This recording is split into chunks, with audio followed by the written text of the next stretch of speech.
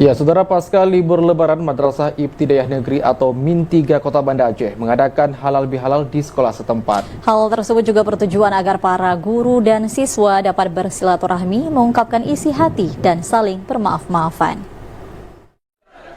Hari pertama masuk sekolah pasca libur lebaran, MIN 3 Kota Banda Aceh menggelar halal bihalal.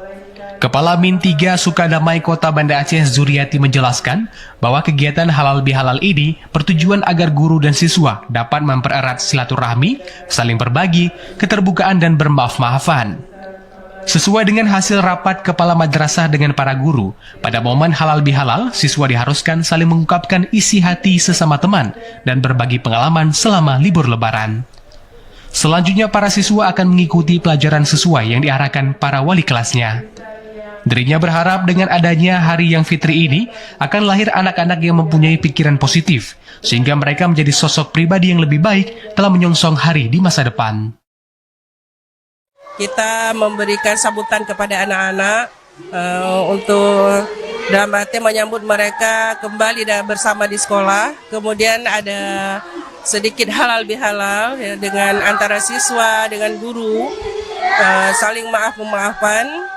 Kemudian nanti mereka masuk ke kelas, langsung dibina oleh wali kelas masing-masing, akan saling mengungkapkan isi hati sesama teman.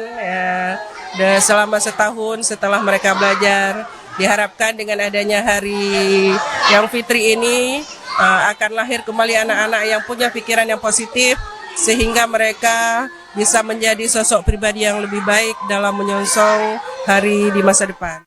Zuriati menambahkan untuk hari pertama masuk sekolah, tingkat kehadiran siswa-siswi menyentuh 100% dikarenakan diberlakukannya absensi. Sementara untuk hari ini jam pulang tidak seperti biasanya, di mana seharusnya pulang pukul 14.00 waktu Indonesia bagian Barat, namun hari ini hingga pukul 12.00 waktu Indonesia bagian Barat.